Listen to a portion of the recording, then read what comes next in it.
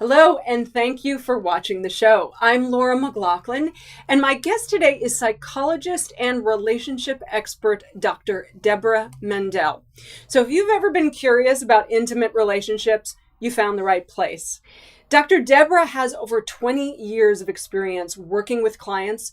She's a published author of 4 books, and she regularly appears on television and radio shows as a guest expert on relationships and other various topics. So I am thrilled to have her with us today. Yeah, I think you and I met about 10 years ago while I was still doing my internship at a treatment center. 2009. Unbelievable. Wow. And I developed an immense amount of respect for you, both professionally and personally. So thank you so much for joining me today. And I loved your work. I mean, you were the highlight there in terms of all the therapists. Absolutely. Hands down. Hey, you never know. Yeah. Thank you. Because you're so dynamic and you have so much personality that you bring into the therapy room, which is just so special. There you go. Well, thank you. Maybe that's why I was attracted to you too. Yeah. Great minds. Speaking of the therapy room, yes. I would like to know what relationship issues you see single people dealing with when they come to you. Do you know what's really funny? It's how to get a date. This online dating stuff is a disaster. Yes. I think originally it was set up to be something that would make, a lot of people accessible very quickly to people, but it's been just horrible. Just absolutely, because they have so many options. People they get tied up into texting and almost never pull the trigger to actually ask for a date. I have all these young women that are they're falling apart because they go out with somebody once and the person never calls and they think they had a great time. Yeah. So that's really hard. But once they are accepting that they can find some dates and they're doing that, single people, they feel very self-conscious. They often judge themselves next to people who are in relationships. Sometimes they feel inadequate, low self-esteem, as if a relationship, particularly for women, is what defines their value.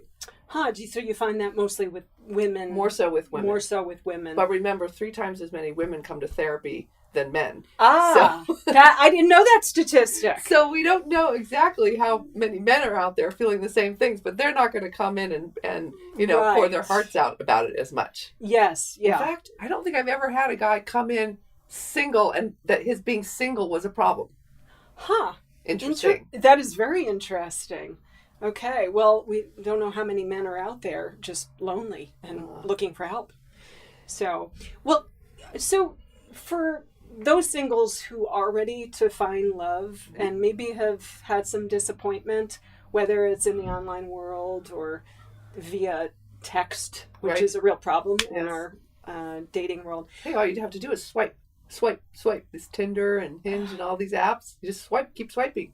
We're going to have problems with the fingers eventually. Yeah, I think. Anyway. It's very impersonal. So somebody's ready to date. So someone's ready to date and they've experienced some disappointment. How do you think they can prepare themselves to be open for finding a healthy relationship or new love? I think the most important thing is to not do the pendulum swing. Not judge your previous relationship as it was all bad because of those qualities that you maybe found to be very inviting to begin with, and then you found yourself repulsed by them, or they were more of a challenge than you thought. You say, oh, I don't want that. No, a lot of times we're very complex, and we want 2 things. We want our independence. We also want to be attached to somebody. We want to be strong, but we also want to be able to be soft. We want a guy who's fierce out there in the business world, but we also want somebody who's open-hearted. Or a man may want a woman who's very nurturing and such, but he also wants her to be able to take charge. So it's really trying to have a well-rounded idea of who you are and what your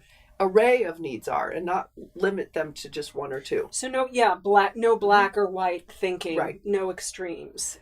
Number 2, identify what your non-negotiables are. Because a lot of times we end up in relationships, we realize that the either yellow flags or red flags right away, and we say, I'll get him to change. I'll get her to change. It's not going to happen. So looking for potential, unless somebody else says, this is what I'm working on and I'm going to get there, and you know that they're already conscious of that and on top of it, don't hold out for that hope. It's not going to happen. Oh, see, I see a lot of clients holding out for hope. Of course. Yeah. And it's important to sometimes, as a therapist, dash those hopes and get them with reality. So, but don't make that non-negotiable list the size of the Mississippi River, mm-hmm. because then you're not going to find anybody. So we do have to make some compromises. So, determining that you're not going to go out with somebody because they like pepperoni on their pizza and you like mushrooms, not a non-negotiable. Okay. Shouldn't be anyway. Yes. Right? Question. Now, red flag is if someone's abusive or, whether it's verbally, physically, that's a red flag, is dating someone else. What are some yellow flags that you would consider? So I'd say somebody who's kind of self-absorbed, also known as narcissists, would be people to watch out for. So a yellow flag is also somebody who's not very a good listener or very compassionate or understanding. Mm-hmm. Some people don't need a lot of that, but other people who I would call the tender-hearted or sensitive-hearted, they do actually need somebody to be thoughtful about their feelings and attentive, not necessarily agree on everything, right? I think that's also a problem if somebody wants agreement all the time in a relationship as opposed to understanding, because we can provide understanding and we can certainly empathize with people's feelings, but that doesn't mean that we have to see everything the same way all the time. Okay, so there's a difference between agreement and understanding. Got it. I think also somebody who presents with kind of different values than you have. That's why it's important to define who you are and be very self-reflective before getting back into a relationship. Spend some time alone. Ask your friends, who are you? What do they see in you? What kind of qualities do they think that you should be looking for in a relationship? Interesting. So poll your friends. Yeah, I think so. The good ones, the ones who aren't backstabbers, right? But then those shouldn't be your friends anyway. Some of the same things apply to friendships as they do to intimate relationships, right, that I'm talking about. Right. Yeah.